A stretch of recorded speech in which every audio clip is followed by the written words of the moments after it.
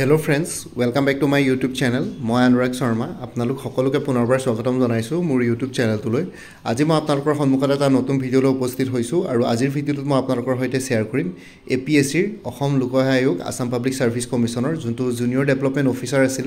in planning services under transformation and development department সেই পোষ্টৰ এগেইনষ্টে সেই পোষ্টৰ ক্ষেত্ৰত আজি স্যালাৰি ক্যালকুলেশন ওয়াৰ্ক প্ৰোফাইল বা জব ডেসক্ৰিপশন আৰু কেৰিয়াৰ প্ৰগ্ৰেছনৰ ওপৰত আমি আজি ডিসকাস কৰিম আৰু এটো জুনিয়ৰ ডেভেলপমেন্ট অফিচাৰ যোনটো পোষ্ট আছে হেতু আগতে ৰিসাৰ্চ এসিস্ট্যান্ট বুলি কৈছিলে এতিয়া প্ল্যানিং সাৰ্ভিসেছত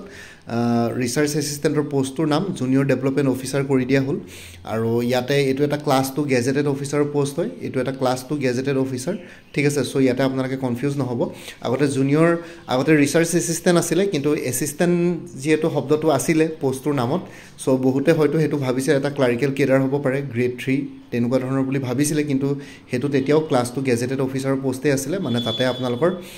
স্যালাৰি স্কেল পে বেনটো যদি চাই তেতিয়ালে ক্লাস 2 গেজেটেড অফিচাৰ পোষ্টও আছিল আৰু এতিয়া জুনিয়ৰ ডেভেলপমেন্ট অফিচাৰ এতিয়া কমপ্লিটলি এটা ফুল ফেজ ক্লাস 2 গেজেটেড অফিচাৰ হৈ গল আৰু সো এতিয়া স্যালাৰিটো হৈ গল পে স্কেলটো 22000 টু 97000 পে বেন 3 পৰে গ্ৰেড পে 9400 ঠিক আছে আৰু এতিয়া বেসিক পে যদি আমি ক্যালকুলেশন কৰো তেতিয়ালে বেসিক পেটো হ'ব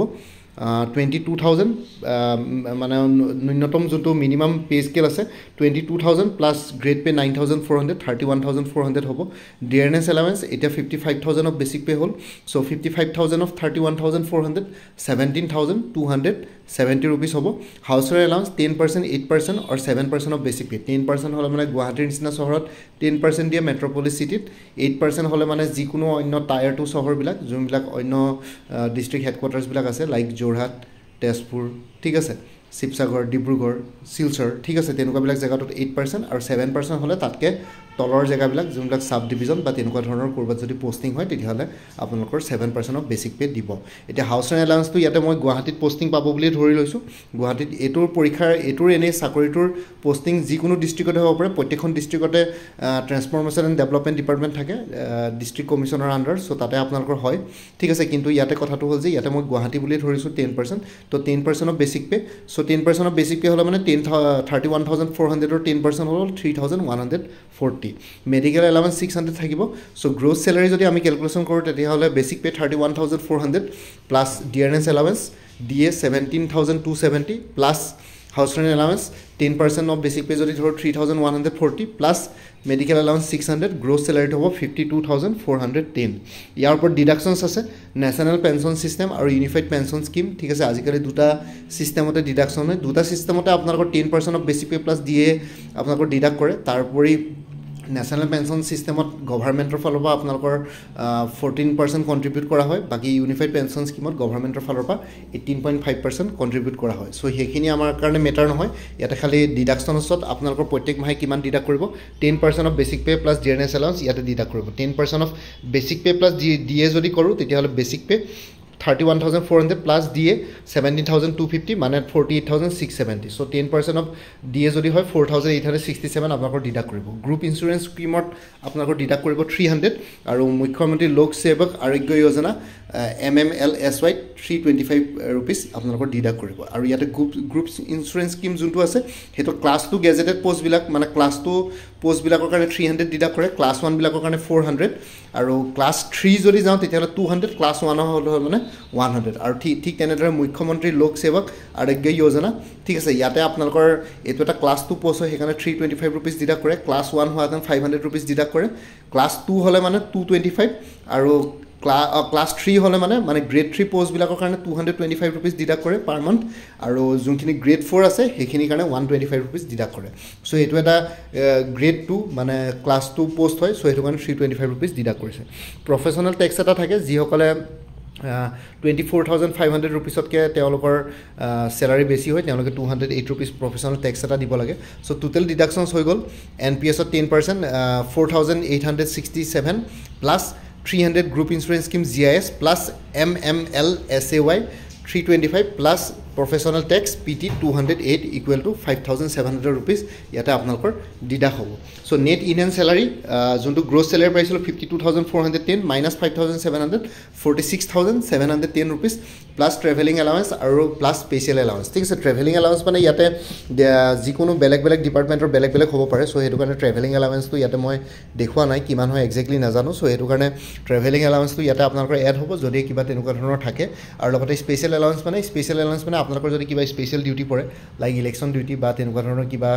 যিকোনো তেনেকুৱা ধৰণৰ যদি কিবা স্পেচিয়েল ডিউটি থাকে স্পেচিয়েল এলাউন্স এটা পায় প্ৰত্যেক মাহে চ' সেইটো ক্ষেত্ৰত আপোনালোকৰ ইয়াতে যদি আমি যদি নেট ইনহেণ্ড চেলাৰী ষ্টাৰ্টিং চেলাৰীৰ কথা কৈ আছোঁ নেট ইনহেণ্ড চেলাৰীটো যদি আমি কেলকুলেট কৰোঁ তেনেহ'লে 46,710 প্লাছ আৰু 2-3,000 টকা বাঢ়িব চ' আপোনালোকে গ্ৰছ কি বুলি কয় এপ্ৰক্সিমেটলি 50,000 মান আপোনালোকে নেট ইনহেণ্ড চেলাৰী আপোনালোকে পাব ঠিক আছে চ' এইটো কাটি কুটি ইনহেণ্ড যোনটো আপোনালোকৰ চেলাৰী একাউণ্টত সোমাব প্ৰত্যেক মাহে ষ্টাৰ্টিঙত 50,000 মানৰ ওচৰা-ওচৰি চেলাৰী এইটো চাকৰিত আপোনালোকৰ সোমাব এতিয়া আহি গ'ল জব প্ৰফাইল ঠিক আছে জব প্ৰফাইলটো ভেৰি ইম্পৰ্টেণ্ট হয় জব প্ৰফাইলটো হ'ল junior development officer in planning services under transformation and development department government of Assam typically assist with research and analysis to support planning decisions and policy development they gather data conduct survey analyse information and prepare reports for planning projects often focusing on socio-economic aspects of development schemes ঠিক আছে so junior development officer এজনে কি কৰে হেতু ইয়াতে লিখিছে যে তেওঁলোকে টিপিক্যালি এসিষ্ট কৰে ৰিসাৰ্চ আৰু এনালাইসিছত প্লেনিং বা প্লেনিং ডিসিশনস বা পলিসি ডেভেলপমেন্ট বিলাকত সাপোৰ্ট দিবৰ কাৰণে আৰু লগতে তেওঁলোকে ডাটা গেদাৰ কৰে সাৰ্ভে কিছুমান কৰে এনালাইসিস কৰে ইনফৰমেশন বিলাক আৰু ৰিপৰ্ট প্ৰিপেয়াৰ কৰে প্ৰজেক্ট বিলাক প্ল্যান কৰিবৰ কাৰণে বা socio economic expects of development schemes বিলাক যোনবিলাক ডেভেলপমেন্টাল স্কিমস থাকে সেইবিলাক সোশিও ইকোনমিক এক্সপেক্টছত তেওঁলোকে যতে সেইখিনি বস্তু মানে ইমপ্লিমেন্ট কৰিব পাৰে সেইখিনিৰ ওপৰত তেওঁলোকে ফোকাস কৰে ঠিক আছে development schemes transformation and development department district বিলাকত কি কৰে যোনখিনি ট্ৰান্সফৰমেশ্যন আৰু ডেভেলপমেন্টৰ কাম কাজখিনি চাই সেইখিনিৰ ওপৰত ইয়াতে মেনেজ কৰে ট্ৰান্সফৰমেশ্যন এণ্ড ডেভেলপমেন্টৰ ডিপাৰ্টমেন্টৰ আন্ডাৰত বহুতখিনি কৰে ডিস্ট্ৰিক্টৰ যিকোনো ধৰক কনষ্ট্ৰাকশ্যনৰ কামেই হওক বা কনষ্ট্ৰাকশ্যনৰ যোনখিনি এডমিনিষ্ট্ৰেটিভ কাম বাকি অন্যবিলাক PWBD বা সেইবিলাক তেওঁলোকে চাই কিন্তু ইয়ালোকে যোনখিনি ধৰক যোনখিনি স্কিমৰ আন্ডাৰত মুখ্যমন্ত্ৰী আৱাস যোজনা বা কিবা কিবি তেনেকুৱা ধৰণৰ থাকে সো সেইখিনি বস্তু তেওঁলোকে চাই আৰু লগতে তেনেকুৱা ধৰণৰ ডেভেলপমেন্টাল স্কিমছ বিলাক তেওঁলোকে ইয়াতে ইমপ্লিমেন্ট কৰে আৰু ইয়াতে যদি অকমান ডিটেইলছত ব্ৰেকডাউন কৰোঁ ৰেসপন্সিবিলিটিজ বিলাক তেতিয়া দেখিব ডাটা কালেকশ্যন এণ্ড এনালাইসিস কৰে ঠিক আছে সোশিও ইকোনমিক সাৰ্ভিস বিলাক কণ্ডাক্ট কৰে সাৰ্ভে ডাটা বিলাক এনালাইসিস কৰে আৰু ৰিপৰ্টছ বিলাক প্ৰিপেয়াৰ কৰে তেওঁলোকে আৰু এনালাইসিস ডাটা বিলাক কালেক্ট কৰে গেদাৰ কৰে আৰু ডাটা কৰে প্লেনিং প্ৰজেক্টছ বিলাক ডেমোগ্ৰাফিক ইকোনমিক আৰু সোশ্যাল ডাটা বিলাক তেওঁলোকে কি বুলি কয় কালেকশ্যন কৰে আৰু ডাটা বিলাক কম্পাইল আৰু অৰ্গানাইজ কৰি বেলেগ বেলেগ সোৰ্সেছৰ পৰা ডাটা কালেক্ট কৰি পেলাই অৰ্গানাইজ কৰে কম্পাইল কৰে লগতে ইন্টাৰভিউজ লয় মানুহবিলাকৰ সাৰ্ভেজ কৰে ডকুমেন্টছ কৰে বেলেগ বেলেগ জায়গাত গৈ পেলাই তেওঁলোকে অকমান সাৰ্ভে কৰিবলগীয়া হয় অকমান ফিল্ড ওয়াৰ্কো ইয়াতে থাকে ঠিক আছে ৰিপৰ্ট ৰাইটিং আৰু প্ৰেজেন্টেশন কৰিবলগীয়া হয় ৰিপৰ্টছ প্ৰিপেয়াৰ কৰে ঠিক আছে সামাৰাইজিং ৰিসাৰ্চ ফাইন্ডিংছ কি ৰিসাৰ্চ কৰি কি পালে ডাটা এনালাইসিস কৰে ইনক্লুডিং ডাটা এনালাইসিস ইন্টাৰপ্ৰিটেশনছ এণ্ড ৰিকমেন্ডেশনছ কি ৰিকমেন্ডেড কৰিব লাগে গভৰ্ণমেণ্টক সেইখিনি ৰিকমেন্ড কৰে বা ইয়াতে গভৰ্ণমেণ্টক ডাইৰেক্ট নকৰি পেলাই ডিস্ট্ৰিক্ট কমিছনাৰ কৰিব পাৰে বা তেওঁলোকৰ হায়াৰকি যোনকিজন অফিচাৰ থাকে তেওঁলোকক কৰিব পাৰে ডাইৰেক্টৰ লেভেলত আৰু present research findings to stakeholders including policy makers and the public ঠিক আছে আৰু ৰিসাৰ্চখিনি কৰি পেলাই কি বিচাৰি পালে সেইখিনি যোনখিনি ষ্টেক হোল্ডাৰ্ছ তাতে ইনক্লুডেড থাকে সেই পাৰ্টিছখিনিৰ লগত শ্বেয়াৰ কৰে লগতে পলিচি মেকাৰ্ছখিনিৰ লগত শ্বেয়াৰ কৰে আৰু লগতে পাব্লিকৰ লগত সেইখিনি ট্ৰেন্সপাৰেঞ্চি ৰাখে বা শ্বেয়াৰ কৰে ঠিক আছে create visual aids such as charts and graphs to present data effectively so' আপোনালোকে চাৰ্টছ এণ্ড গ্ৰাফছবিলাক আপোনালোকে ভিজুৱেল এইডছ কৰি পেলাই প্ৰেজেণ্টেশ্যন দিবলগীয়া হয় অফিচিয়েল প্ৰেজেণ্টেশ্যন দিয়ে চ' ডেট আপোনালোকৰ যোনখিনি পলিচি মেকাৰ্ছ থাকে তেওঁলোকে যাতে গম পায় কেতিয়াবা চিফ মিনিষ্টাৰে নিজেও যদি কেতিয়াবা ডিস্ট্ৰিক্ট ট্ৰান্সফৰমেশ্যন ডেভেলপমেণ্ট ডিপাৰ্টমেণ্ট ভিজিট কৰে তেতিয়াহ'লে আপোনালোকক হয়তো কেতিয়াবা আপোনালোকৰ ওপৰত থকা অফিচাৰখিনি প্ৰেজেণ্টেশ্যন দিবলৈ ক'ব পাৰে মুখ্যমন্ত্ৰীৰ আগত চিফ মিনিষ্টাৰৰ আগত চ' তেনেকুৱা ধৰণৰ কিছুমান বা লোকেল MLAৰ আগত বা কিবা তেনেকুৱা ধৰণৰ পলিটিকেল যোনজন হেড থাকে তেওঁলোকৰ আগত যেনেকৈ আপোনাৰ পলিটিকেল লিডাৰশ্বিপৰ আগত আপোনালোকে প্ৰেজেণ্টেশ্যন দিবলগীয়া হয় ৰিচাৰ্চ ছাপোৰ্ট ঠিক আছে ৰিচাৰ্চত ছাপোৰ্ট কৰে assist with developing research protocols and methodologies so' এইখিনিৰ ওপৰত তেওঁলোকে ৰিচাৰ্চ প্ৰট'কলছ আৰু মেথডলজিছ বিলাক ডেভেলপ কৰোঁতে এছিষ্ট কৰে support the research team by organising text creating assignments and managing data ঠিক আছে ইয়াতে বেচিকেলি ৰিচাৰ্চ টিমবিলাকক organising text creating assessment and managing ডাটাৰ ক্ষেত্ৰত ছাপোৰ্ট দিয়ে maintaining accurate records of research activities and results আৰু ৰিচাৰ্চ এক্টিভিটিছ আৰু results যোনখিনি ৰিচাৰ্চ এক্টিভিটিছ ল'লে তাৰে যোনখিনি ৰিজাল্টছ ওলালে তাতে একুৰেট ৰেকৰ্ডছ মেইনটেইন কৰাত তেওঁলোকে সহায় কৰে জুনিয়ৰ ডেভেলপমেণ্ট অফিচাৰ ঠিক আছে আগতে যিহেতু ৰিচাৰ্চ এছিষ্টেণ্ট আছিলে তেওঁলোকৰ কামবিলাক ৰিচাৰ্চ ৰিলেটেডে হয়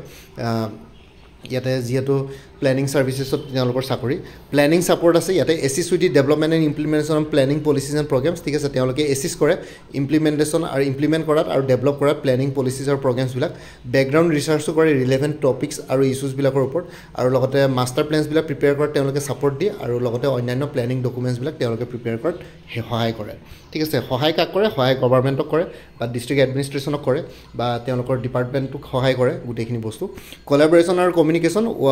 works closely with research team project leaders and other stakeholders ঠিক আছে তেওঁলোকে research team project leaders আৰু stakeholders বিলাকৰ লগত একেলগে কাম কৰে লগতে communicate research findings and recommendations clearly and effectively তেওঁলোকে যোনটো research findings research কৰি পেলাই যোনখিনি results পাই যোনখিনি বিচাৰি উলিয়াই find out কৰে সেইখিনি আপোনালোকে communicate কৰে recommended কৰে clearly আৰু efficiently effectively আৰু maintain open communication with the research team and stakeholders আৰু ৰিচাৰ্চ টিম আৰু ষ্টেক হোল্ডাৰ্ছৰ লগত ওপেন কমিউনিকেশ্যন তেওঁলোকে মেইনটেইন কৰে ঠিক আছে চ' এইখিনি হৈ গ'ল ৱৰ্ক প্ৰফাইল আৰু চেলাৰী কেলকুলেশ্যনৰ ওপৰত ক'লোঁ এতিয়া কেৰিয়াৰ প্ৰগ্ৰেশ্যনটো ইম্পৰ্টেণ্ট কাৰণ আপোনালোকে কিবা এটা চাকৰি জইন কৰিলে মানে কেৰিয়াৰৰ হায়াৰকিত আপোনালোকে কিমানলৈকে যাব পাৰে সেইটো আপোনালোকে জনাটো ইম্পৰ্টেণ্ট হৈ পৰে সো এটা কেৰিয়াৰ প্ৰগ্ৰেশ্যন যদি চাওঁ তেতিয়া তলৰ পৰা চাব লাগিব প্ৰথমতে আপোনালোকে জুনিয়ৰ ডেভেলপমেণ্ট অফিচাৰ হিচাপে জইন কৰে ক্লাছ 2 গ্ৰেড 2 পোষ্ট হয় এইটো সো জুনিয়ৰ ডেভেলপমেণ্ট অফিচাৰ হিচাপে আপোনালোকে চাকৰি কৰাৰ ক্ষেত্ৰত আপোনালোকে মিনিমাম 5 বছৰ চাকৰি কৰিলে মানে সিনিয়ৰ ডেভেলপমেণ্ট অফিচাৰ হিচাপে প্ৰমোশ্যন পাবৰ কাৰণে আপোনালোকে কোৱালিফাইড হৈ পৰে কিন্তু সিনিয়ৰ ডেভেলপমেণ্ট অফিচাৰ হ'বৰ কাৰণে আপোনালোকে ডিপাৰ্টমেণ্টেল এক্সামছ আৰু লগতে আপোনালোকৰ ছাৰ্ভিচ পাৰফৰ্মেঞ্চ চাব কেনেকুৱা ধৰণৰ কি কথা সেই গোটেইখিনি বস্তু চালি জাৰি চাই পেলাই আপোনালোকৰ গোটেইখিনি চাই পেলাইহে প্ৰমোশ্যনটো হয় সো ডিপাৰ্টমেণ্টেল এক্সামছবিলাক প্ৰমোশ্যনৰ ক্ষেত্ৰত মেণ্ডেটৰী হয় আপোনালোকে ডিপাৰ্টমেণ্টেল এক্সামছ নিদিয়াকৈ কোনো প্ৰমোশ্যন নহয় গভৰ্ণমেণ্টৰে হওক ঠিক আছে গভৰ্ণমেণ্ট ছেক্টৰ চ' সেইটো কাৰণে আপোনালোকৰ দৰকাৰ পৰে কেতিয়াবা ছিনিয়ৰিটি বেচিছত হয়গৈ কিছুমান চাকৰিৰ ক্ষেত্ৰত কিন্তু জেনেৰেলি এই তলৰ হায়াৰকিত আপোনালোকে ডিপাৰ্টমেণ্টেল এক্সামছ ক্লিয়াৰ কৰিবই লাগিব ঠিক আছে জুনিয়ৰ ডেভেলপমেণ্ট অফিচাৰত মিনিমাম 5 বছৰ চাকৰি কৰাৰ পিছত ছিনিয়ৰ ডেভেলপমেণ্ট অফিচাৰ হিচাপে প্ৰমোশ্যন পাবৰ কাৰণে কোৱালিফাইড হৈ যায় কিন্তু এনেই জেনেৰেলি 5 বছৰ অফিচিয়েল ছাৰ্ভিচ ৰুলছ মতে 5 ইয়াৰ্ছ কিন্তু আপোনালোকৰ আজিকালি বৰ্তমান 9 to 10 ইয়াৰ্ছ দৰকাৰ পৰি যায় তাৰপিছত ছিনিয়ৰ ডেভেলপমেণ্ট অফিচাৰটো ক্লাছ 2 গ্ৰেড 1 পৰে অকণমান ইয়াতে গ্ৰেড পেটো বেছি ঠিক আছে ছিনিয়ৰ ডেভেলপমেণ্ট অফিচাৰ তাতো আপোনালোকে মিনিমাম 5 বছৰ চাকৰি কৰাৰ পিছত ডেভেলপমেণ্ট অফিচাৰ বা এছিষ্টেণ্ট ডাইৰেক্টৰ হিচাপে জইন কৰিব পাৰে মানে প্ৰমোট হ'ব পাৰে চ' ইয়াতো সেই ছিনিয়ৰ ডেভেলপমেণ্ট অফিচাৰটো আপোনালোকে ডিপাৰ্টমেণ্টেল এক্সামছ আৰু ছাৰ্ভিচ পাৰফৰ্মেঞ্চবিলাক চাব ঠিক আছে জব ৰেকৰ্ডছবিলাক চাব আপোনালোকৰ কেনেকুৱা ধৰণৰ পাৰফৰ্মেঞ্চ কৰিছে কি কথা চ' সেই গোটেইখিনি বস্তু চাব আৰু তাৰ মাজতে ছাৰ্ভিচ লাইফত আপোনালোকে কিবা কাৰণত কিবা কেছত ফচিছে নেকি ঠিক আছে ব্ৰাইবেৰী বা তেনেকুৱা ধৰণৰ কিবা কেছত ফচিছে নেকি বা জেল যাবলগীয়া হৈছে নেকি সেইবোৰ বস্তু ইয়াতে চাই ঠিক আছে কনচিডাৰ কৰে চ' নেক্সট প্ৰমোশ্যনটো এছিষ্টেণ্ট ডাইৰেক্টৰ বা ডেভেলপমেণ্ট অফিচাৰ হয় আৰু ইয়াতে ক্লাছ 1 গ্ৰেড 2 পোষ্ট হ'ব 3 ইয়াৰ্ছত সেই তাতে মিনিমাম 3 বছৰ চাকৰি কৰাৰ পিছত ডেপুটি ডাইৰেক্টৰ হিচাপে আপোনালোকে প্ৰমোট হ'ব পাৰে ডেপুটি ডাইৰেক্টৰটো হ'ল ক্লাছ 1 গ্ৰেড 1 পোষ্ট হয় এইটো 2 ইয়াৰ্ছ আপোনালোকে ডেপুটি ডাইৰেক্টৰ হিচাপে থকাৰ পিছত জইণ্ট ডাইৰেক্টৰ হ'ব পাৰে class 1 grade 1 post joint director 1 ইয়াৰ মান মিনিমাম থাকিবলগীয়া হয় এডিশ্যনেল ডাইৰেক্টৰ হ'বৰ কাৰণে ঠিক আছে চ' এডিশ্যনেল ডাইৰেক্টৰ ক্লাছ 1 গ্ৰেড 1 পোষ্টে হয় চ' ইয়াতে খালি ইয়াৰবিলাক যদি আমি কেলকুলেট কৰোঁ কমকৈ আছে কিন্তু সেইটো এই ছাৰ্ভিচ ৰুলছৰ মতে সেইটো মিনিমাম ইয়াৰ ঠিক আছে মিনিমাম ইমান বছৰ চাকৰি কৰাৰ পিছত আপোনালোকে কোৱালিফাই হৈ যায় মেক্সিমামটো বহুত হ'ব পাৰে এতিয়া ধৰক মিনিমাম জুনিয়ৰ ডেভেলপমেণ্ট অফিচাৰ 5 বছৰ আপোনালোকে খটাৰ পিছত চাকৰি কৰাৰ পিছত ছিনিয়ৰ ডেভেলপমেণ্ট অফিচাৰ হিচাপে প্ৰমোশ্যন পাবৰ কাৰণে ডিপাৰ্টমেণ্টেল এক্সামছ দিবৰ কাৰণে কোৱালিফাই হ'ব কিন্তু সেইটো মিনিমাম বছৰ 5 বছৰ কিন্তু সেইটো গৈ পেলাই 10 বছৰ লাগি যাব পাৰে ঠিক আছে 12 বছৰ লাগি যাব পাৰে তেনেকৈ ছিনিয়ৰ ডেভেলপমেণ্ট অফিচাৰ 5 বছৰ বুলি কয় কিন্তু জেনেৰেলি 7.5 বছৰ 8 বছৰ চাকৰি কৰিবলগীয়া হৈ যায় ঠিক তেনেদৰে এছিষ্টেণ্ট ডাইৰেক্টৰ হিচাপে আপোনালোকৰ 3 বছৰ দেখায় কিন্তু একচুৱেলি ইন ৰিয়েলিটি 5 বছৰমান দৰকাৰ পৰি যায় আৰু লগতে হায়াৰকিত আপোনালোকৰ ওপৰত যিমানে গৈ থাকিব সিমানে পোষ্টবিলাক কম হৈ থাকে জুনিয়ৰ ডেভেলপমেণ্ট অফিচাৰ যদি ছাপ'জ 20 জনক ৰিক্ৰুট কৰিছে ছিনিয়ৰ ডেভেলপমেণ্ট অফিচাৰ হিচাপে আকৌ 20 জনক একেলগে প্ৰমোশ্যন দিব নোৱাৰে চ' অকণমান টাইম লাগে কিছুমানে যিসকলে ডিপাৰ্টমেণ্ট এক্সামছ প্ৰথমবাৰতে ক্লিয়াৰ কৰে তেওঁলোকে হৈ যাওক 20 জনৰ ভিতৰত 3 জনে প্ৰমোশ্যন পালে নেক্সট বছৰ আকৌ যেতিয়া ডিপাৰ্টমেণ্টেল এক্সাম হ'ব তেওঁলোকে ধৰক নেক্সট 3-4 জনে ক্লিয়াৰ কৰিলে তেওঁলোকে পাব চ' তেনেকুৱা ধৰণৰকৈ গৈ থাকে চ' সেই প্ৰচেছটো কেতিয়াবা কিছুমানৰ প্ৰমোশ্যন পাওঁতে দেৰি লাগি যায় কিছুমানে যদি পাৰফৰ্মেঞ্চ ভাল ছাৰ্ভিচ ৰেকৰ্ড ভাল ডিপাৰ্টমেণ্টেল এক্সামছবিলাকত পাৰফৰ্মেঞ্চ ভাল তেতিয়াহ'লে আপোনালোকে মিনিমাম 5 বছৰতে প্ৰমোশ্যন পাব পাৰে আৰু লগতে ডিপাৰ্টমেণ্টেল এক্সামছ কণ্ডাক্ট কৰা বডিটোৰ ওপৰতো ডিপেণ্ড কৰিব কেতিয়া কণ্ডাক্ট কৰে মিনিমাম খালি সেই ইয়েৰকেইটা ইয়াতে দেখুওৱা আছে ঠিক আছে চ' আপোনালোকে জুনিয়ৰ ডেভেলপমেণ্ট অফিচাৰ হিচাপে জইন কৰি পেলাই মেক্সিমাম এডিশ্যনেল ডাইৰেক্টৰলৈকে আপোনালোকে প্ৰমোশ্যন পাব পাৰে আৰু এডিশ্যনেল ডাইৰেক্টৰৰ ওপৰত যোনটো আপোনালোকৰ ৰেড কালাৰত লিখা আছে ডাইৰেক্টৰ সেই যোনটো ডাইৰেক্টৰ পোষ্টটো আছে সেইটো IAS বা ACS অফিচাৰৰ কাৰণে ৰিজাৰ্ভ থাকে ঠিক আছে সেইটো আপোনালোকে IS বা ACS অফিচাৰ কাৰণে ৰিজাৰ্ভ থাকে এইটো ক্লাছ 1 সিনিয়ৰ গ্ৰেডত পৰে সো ইয়াতে আপোনালোকে জুনিয়ৰ ডেভেলপমেণ্ট অফিচাৰ হিচাপে জয়েন কৰি পেলাই ডাইৰেক্টৰ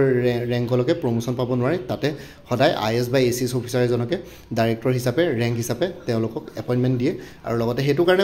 কাৰণে কওঁ যোনটো হায়াৰ চিভিল চাৰ্ভিচেছ আছে ACS বা IS সেইটো কাৰণে আপোনালোকে অভাৰৰেটেড বুলি বহুতে কয় কিন্তু অভাৰৰেটেড হোৱাৰো কাৰণ এইখিনিয়ে যে অন্য ডিপাৰ্টমেণ্টবিলাকৰ চাকৰিয়ালবিলাকে মানে অন্য ছাৰ্ভিচ কেডাৰবিলাকে ইমান ওপৰলৈকে হায়াৰকে যাব নোৱাৰে কিন্তু সদায় ACS বা IS অফিচাৰ এজনকে গভৰ্ণমেণ্টেল ডিপাৰ্টমেণ্টবিলাকৰ বছ বনাই দিয়া হয় সো ডাইৰেক্টৰ ৰেংকটো সদায় ACS বা IS অফিচাৰকে দিয়ে আৰু ডাইৰেক্টৰটো ক্লাছ 1 সিনিয়ৰ গ্ৰেড থাকে জেনেৰেলি এডিশ্যনেল ছেক্ৰেটাৰী বা ছেক্ৰেটাৰী ৰেংকৰ মানুহক ইয়াতে ডাইৰেক্টৰ ৰেংক হিচাপে প্ৰমোশ্যন কৰে আপোনালোকে জুনিয়ৰ ডেভেলপমেণ্ট হিচাপে জইন কৰি পেলাই আপোনালোকে এডিশ্যনেল ডাইৰেক্টৰ লৈকে যাব পাৰে মানে মেক্সিমাম আপোনালোকে এটা দুটা 3টা 4টা 5টা প্ৰমোশন পোৱাৰ সম্ভাৱনা থাকে কিন্তু কিছুমানৰ ক্ষেত্ৰত ডেপুটি ডাইৰেক্টৰ মানতে ৰিটায়াৰ হৈ যায় দুই এজনে গৈ পেলাই এডিশ্যনেল ডাইৰেক্টৰ হয়গে বা জইন্ট ডাইৰেক্টৰ হয়গে ঠিক আছে সো 3টা মান প্ৰমোশন আপোনালোকে পোৱাটো খাটাং আৰু জুনিয়ৰ ডেভেলপমেণ্ট হিচাপে জুনিয়ৰ ডেভেলপমেণ্ট অফিচাৰ হিচাপে জইন কৰি কিন্তু সকলোৱে এডিশ্যনেল ডাইৰেক্টৰ হ'বগে নোৱাৰে আপোনালোকৰ মাজত কেইজন মানুহে গৈ পেলাই এডিশ্যনেল ডাইৰেক্টৰ বা জইন্ট ডাইৰেক্টৰ হ'বগে ডেপুটি ডাইৰেক্টৰ আপোনালোকে সকলোৱে হোৱাৰ সম্ভাৱনা থাকে আৰু আগে পিছে সেইটোৱে কথা সো এইখিনি আছিলে এইখিনি মই বনালোঁ আপোনালোকে আই হোপ চাই পেলাই কিছুমান ইনফৰমেশ্যন পালে যোনখিনি নজনা কথা গম পালে ঠিক আছে আৰু ইয়াতে যোনটো মই এই কেৰিয়াৰ প্ৰগ্ৰেশ্যনৰ যোনখিনি দেখুৱালোঁ আপোনালোকক ইয়াতে মই ছাৰ্ভিচ ৰুল একচুৱেলি বিচাৰি পোৱা নাই পুৰণা ছাৰ্ভিচ ৰুলছটো আছে ৰিচাৰ্চ এছিষ্টেণ্টৰ কিন্তু junior development officer service rule বিচাৰি পোৱা নাই APA অসম গভৰ্ণমেণ্টে হয়তো ছাৰ্ভিচ ৰুল ভালকৈ বনোৱাই নাই কিন্তু ইয়াতে মই যিমানখিনি তেওঁলোকৰ ট্ৰেন্সফৰ্মেশ্যন এণ্ড ডেভেলপমেণ্ট ডিপাৰ্টমেণ্ট বা তেনেকুৱা ধৰণৰ ডিপাৰ্টমেণ্টৰ লগত কথা পাতি গম পাইছোঁ যে এনেকুৱা ধৰণৰ ছাৰ্ভিচ ৰুল হয় জেনেৰেলি ঠিক আছে এনেকুৱা ধৰণৰ ছাৰ্ভিচ মানে এনেকুৱা ধৰণৰকৈ হায়াৰকিট প্ৰমোশ্যনবিলাক হয় সো তেওঁলোকৰ পৰা ইনফৰমেশ্যনখিনি পাইহে মই ভিডিঅ'টো বনালোঁ সো এইখিনি আছিলে আজিৰ ভিডিঅ'টো মই junior development officer career progression তাৰপিছত আপোনালোকৰ লগত ডিছকাছ কৰিলোঁ জব প্ৰফাইল ৱৰ্ক প্ৰফাইল লগতে চেলাৰী কেলকুলেশ্যন এই 3টা টপিকৰ ওপৰত মই ডিছকাছ কৰিলোঁ বাকী ভিডিঅ' ডেছক্ৰিপশ্যনত এটা প্লেলিষ্ট দি দিম সেই playlist APSC junior development officer বুলি এটা প্লেলিষ্ট ক্ৰিয়েট কৰি থোৱা আছে সেই প্লেলিষ্টত গ'লে জুনিয়ৰ ডেভেলপমেণ্ট অফিচাৰ ৰিলেটেড অন্যান্য ভিডিঅ'ছবিলাক পাই যাব like previous year question paper and all বাকী আপোনালোকে যদি প্ৰিপেৰেশ্যন কৰি আছে তেনেহ'লে জুনিয়ৰ ডেভেলপমেণ্ট অফিচাৰৰ কাৰণে এটা ফুল কোৰ্চো এভেইলেবল আছে 299 ৰুপিছত কোনোবা যদি ইণ্টাৰেষ্টেড আছে তেতিয়াহ'লে হোৱাটছএপ কৰিব পাৰে 9706557851 আৰু লগতে আপোনালোকে আপকামিং প্ৰিলিমছৰ কাৰণে যদি প্ৰিপেৰেশ্যন কৰি আছে তেতিয়াহ'লে APSC CC প্ৰিলিমিনাৰী মক প্ৰেক্টিছ ছল্ভ পেপাৰ্ছ দুখন এভেইলেবল আছে জেনেৰেল ষ্টাডিজ এণ্ড CSET ইয়াতে 85 ৰুপিছত এভেইলেবল আছে কোনোবা যদি ইণ্টাৰেষ্টেড আছে তেতিয়াহ'লে হোৱাটছএপ কৰিব পাৰে 9706557851 আৰু কাৰোবাক যদি অনলি কাৰেণ্ট এফেয়াৰ্ছ লাগে 2024-25 99 ৰুপিছত এভেইলেবল আছে 2024 ফুল ইয়েৰ 2025 জানুৱাৰী ফেব্ৰুৱাৰী মাৰ্চ এপ্ৰিল 4 মাহ কভাৰ কৰা হৈছে সো ইয়াতে 99 ৰুপিছত এভেইলেবল আছে কোনোবা যদি ইণ্টাৰেষ্টেড আছে হোৱাটছএপ কৰিব পাৰে এইটো number 9706557851 APSC CC preliminary 2024 mock practice papers plus current affairs যদি লয় তেতিয়াহ'লে 175 ৰুপিছত এভেইলেবল আছে হোৱাটছএপ কৰিব 9706557851 কোনোবা যদি ইণ্টাৰেষ্টেড আছে APSC ইনস্পেক্টৰ অফ ষ্টেটিষ্টিক্সৰ কাৰণে পেপাৰ 1 ইংলিছ আৰু পেপাৰ 2 কাৰেণ্ট এফেয়াৰ্ছ মেথমেটিক্স আৰু ৰিজনিং এভেইলেবল আছে 99 ৰুপিছত কোনোবা যদি ইণ্টাৰেষ্টেড আছে হোৱাটছএপ কৰিব 9706557851 আৰু লগতে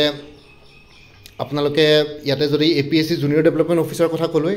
কোৰ্চ এভেইলেবল আছে 299 হোৱাটছএপ কৰিব পাৰে 9706557851 APSC inspector of legal metrology general studies পেপাৰখনৰ কাৰণে ফুল কোৰ্চ এভেইলেবল আছে 249 হোৱাটছএপ কৰিব পাৰে এইটো নম্বৰ 9706557851 APSC জুনিয়ৰ এডমিনিষ্ট্ৰেটিভ এছিষ্টেণ্টৰ কাৰণে ফুল কোৰ্চ এভেইলেবল আছে 349 phase 1 full course on general studies আৰু ফেজ 2 জেনেৰেল ইংলিছ প্লাছ প্ৰিচিয়াৰিং ইয়াতে এভেইলেবল আছে 9706557851 হোৱাটছএপ কৰিব পাৰে এই আসাম এগ্ৰিকালচাৰ ইউনিভাৰ্চিটিৰ যিহেতু অনলাইন এপ্লিকেশ্যন যোৱাকালি সমাপ্ত হৈছে আজি আপোনালোকৰ 4টা বজালৈকে ফি পেমেণ্টৰ অনলাইন এপ্লিকেশ্যন ফি পেমেণ্টৰ